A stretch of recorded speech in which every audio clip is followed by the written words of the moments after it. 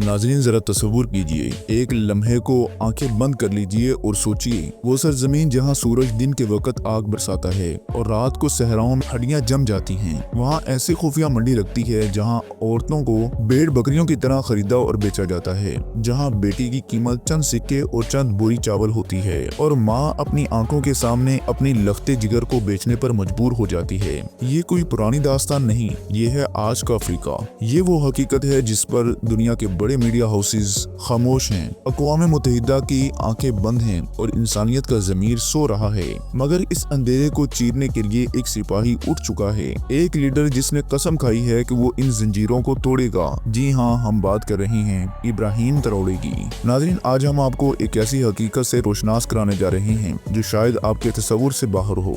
एक ऐसा सच जो सिर्फ दिल दहला देने वाला है, बल्कि पूरी इंसानियत पर एक बदनुमा दाग भी है। जी हाँ, हम बात कर रहे हैं अफ्रीका के उन इलाकों की जहां आज भी औरत को माले तिजारत समझा जाता है, जहां लड़कियों को कैद किया जाता है, इन्हें जबरदस्ती खरीदा और बेचा जाता है और उनकी किस्मत का फैसला चंद सिक्के बरदार हाथों में होता है। ये कोई सदियों पुरानी दास्तान नहीं, बल्कि आज का अफ्रीका है, जहां एक तरफ तरक्की के ख्वाब दिखाए जाते हैं, मगर दूसरी तरफ दूर दराज सहराओं में ऐसी खुफिया मंडी सजाई जाती हैं जिनका इल्म ना अक़वाम मुत्तहिदा को है और ना ही दुनिया के बड़े मीडिया हाउसेस को। लेकिन आज की इस खास वीडियो में हम आपको बताएंगे कि उन मंडियों की हकीकत क्या है, ये कहाँ चलती हैं, कौन लोग इसमें मुलव्वस हैं, कैसे ये सब कुछ दुनिया की नजरों से छुपा कर किया जाता है, और फिर हम आपको लेकर चलेंगे उस मर्द मुजाहिद की तरफ जिसने इन दरवाजों को तोड़ने की कसम खाई है। जी हाँ, हम बात कर रहे हैं सदर इब्राहिम ट्रौरे की, एक ऐसा लीडर जिसने सिर्फ तकरीरें नहीं की बल्कि बंदूक उठाकर मैदान में चला गया, जिसने कहा कि बस हो चुका, अब ये जमीन सिर्फ जमीन नहीं बल्कि इंसानियत की माँ है और इसकी बेटियों को बेचा नहीं जा सकता। लेकिन वीडियो शुरू करने से पहले आपसे गुजारिश है कि ये वीडियो आखिर तक जरूर देखिएगा। दोस्तों, अफ्रीका में औरतों की खरीदो फरोख्त का मसला कोई नया नहीं है। इसकी जड़ें सदियों पुरानी कबायली रवायात और माशरती ढांचों में मिलती हैं। कदीम अफ्रीकी माशरों में कुछ कबाइल में औरत को महज एक जायदाद समझा जाता था, जिसकी हैसियत मर्द की मलकियत से ज्यादा नहीं थी। ये सोच आज भी बास पसमानदा इलाकों में मौजूद है, जहाँ लड़की की पैदाइश को बदकिस्मती समझा जाता है और इसे तालीम से महरूम रखा जाता है। कम उम्री में शादी के नाम पर इसे किसी बूढ़े शख्स के हवाले कर दिया जाता है और अगर कोई लड़की इनकार करे तो उसे खानदान की बेइज्जती समझकर कत्ल भी कर दिया जाता है। ये रवायत वक्त के साथ मजबूत होती गई और आज भी अफ्रीका के अंदरूनी इलाकों में कुछ ऐसे कबाइल मौजूद हैं जो औरतों की मंडी को एक रवायती त्योहार की तरह मनाते हैं। साल में एक बार जब फसलें तैयार होती हैं या बारिश का मौसम आता है तो ये कबाइल अपनी लड़कियों को तैयार करके एक मखसूस मुकाम पर ले आते हैं, जहाँ मुख्तलिफ खरीदार आकर इन्हें खरीदते हैं, चुनते हैं और कीमत तय करते हैं। ये सब खुले आम नहीं होता, लेकिन इन इलाकों में ये कोई जुर्म नहीं समझा जाता बल्कि एक रस्म है। इन मंडियों में औरतों की कीमत इनके रंग, उम्र, सेहत या शक्ल की बुनियाद पर लगाई जाती है। कहीं इन्हें जरी जमीन के बदले भेजा जाता है, कहीं कुछ बंदूकों के इवज और कहीं सिर्फ इतना काफी होता है कि खरीदार के पास गाड़ी है या शहर में मकान है। कुछ इलाकों में तो औरतों को जानवरों के बदले बेच दिया जाता है, जैसे 2 गायें देकर एक लड़की खरीद ली जाती है। ये सब कुछ इस कदर आम हो चुका है कि मुकामी लोग इसे अपनी सकाफत का हिस्सा समझते हैं, हालांकि ये इंसानियत की बुनियादी हुकूक की खुली खिलाफ वर्जी है। नौ आबादियाती दौर ने भी इस मसले को मजीद पेचीदा बना दिया है। यूरोपी ताकतों ने अफ्रीका के कुदरती वसाइल का बेदरेग इस्तेमाल किया है और मुकामी आबादी को गुर्बत और पासमानदगी की दलदल में धकेल दिया है। इस मुआशी बदहाली ने लोगों को मजबूर किया है कि वो अपनी बच्चियों को बेचने पर मजबूर हो जाएं ताकि अपने खानदान की बका को यकीनी बना सकें। नौ आबादियाती हुक्मरानों ने इन रवायात को खत्म करने के लिए कोई संजीदा इक़दामात नहीं किए, बल्कि बाज़ औक़ात तो अपने मफादात के लिए इन्हें इस्तेमाल भी किया है। इसके नतीजे में ये मकरू कारोबार एक मुनज़्ज़म शक्ल इख्तियार करता गया है और आज ये एक आलमी मसला बन चुका है, जिसकी जड़ें अफ्रीका के मुआशी, समाजी और सियासी ढांचे में गहराई तक बेबस हो चुकी हैं। अब ये खुफिया तिजारत है जिसमें मुकामी दलाल, इलाकाई सरदार और बैरूनी अंसर शामिल हैं।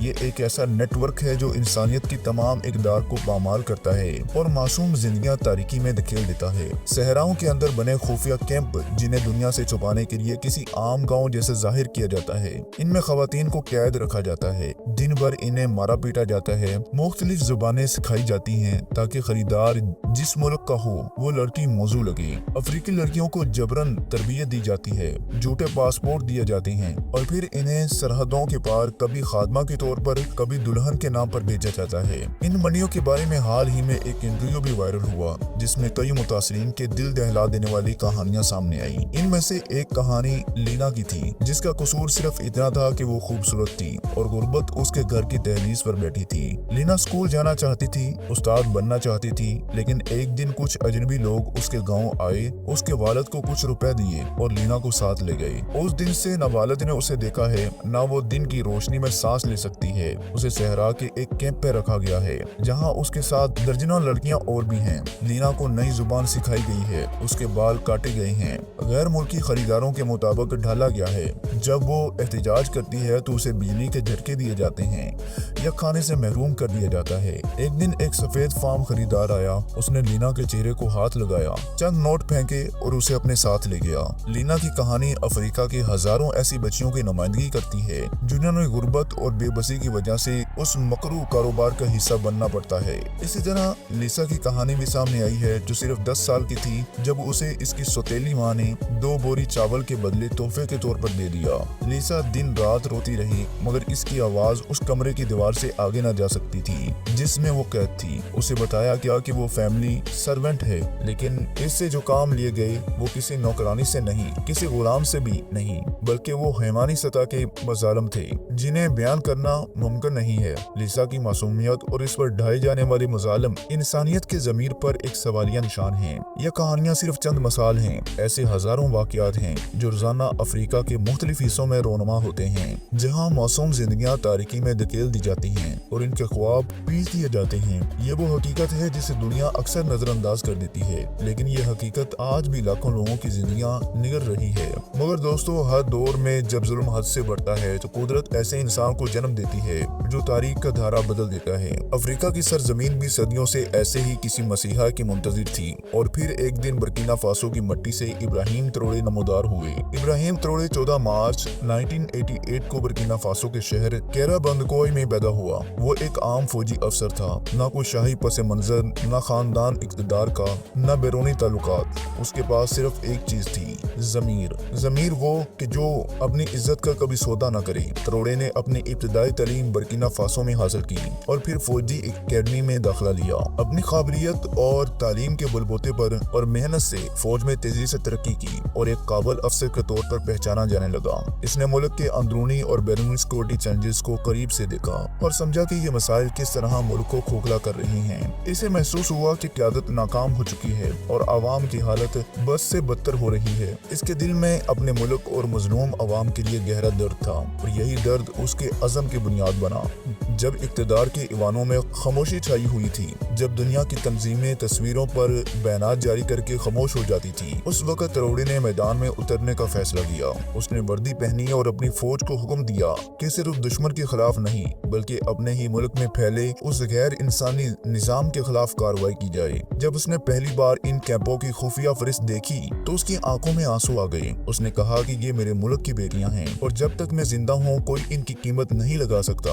उसने सिर्फ फौजी ऑपरेशन का आगाज किया बल्कि इन सियासतदानों, मुकामी सरदारों और करप्ट एहलकारों को भी निशाना बनाया जो इस खुफिया नेटवर्क का हिस्सा थे। इसका अज़म पुख्ता था कि वो अपने मुल्क को इस लानत से पाक करेगा, चाहे इसके लिए कितनी ही बड़ी कुर्बानी क्यों न देनी पड़े। पहला ऑपरेशन NGO के खिलाफ हुआ जो कि शुमाली सहरा में था, दूसरा मशरकी इलाके में जहां मरकज बना हुआ था। फौज ने छापा मारा, गैर मुल्की एजेंट गिरफ्तार हुए जिनके पास यूरोपीय पासपोर्ट थे। त्रोड़े ने इन कार्रवाइयों की वीडियोस रिकॉर्ड करवाई लेकिन इन्हें नशर करने से रोका क्योंकि वो नहीं चाहता था कि ये तमाशा बने। इसका मकसद इस्लाह था, न कि इश्तिहार करना। फिर एक दिन वो तकरीर आई जो तारीख बदल गई। सहरा में आजाद की गई बच्चियों के साथ खड़े होकर उसने कहा, तुम लोग हमें गरीब कहते हो, वहशी कहते हो, मगर असल वहशी वो है जो औरतों को कैद करे और उसकी कीमत लगाए। ये बच्चियां मेरी बेटियां हैं। जब तक मैं जिंदा हूँ कोई इन्हें हाथ भी नहीं लगा सकता।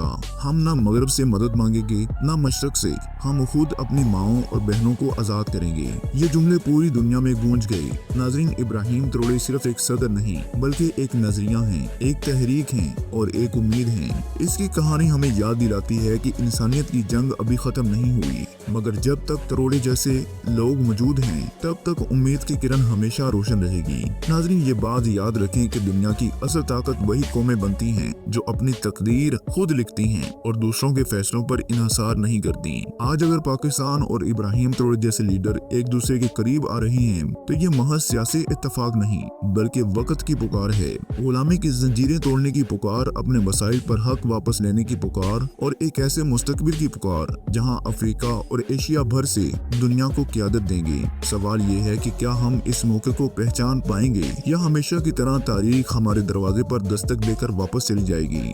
अगर आप समझते हैं कि ये नया इत्तेहाद एक नए दौर का आगाज है तो नीचे कमेंट सेक्शन में जरूर लिखें और दुनिया को बताएं कि अब कोई हमें गुलाम नहीं बना सकता। अगर वीडियो पसंद आई हो तो इसे दूसरों तक जरूर पहुंचाएं और अगली वीडियो के लिए हमारा इंतजार करिए। अब हम मिलते हैं एक अगली शानदार वीडियो में, तब तक के लिए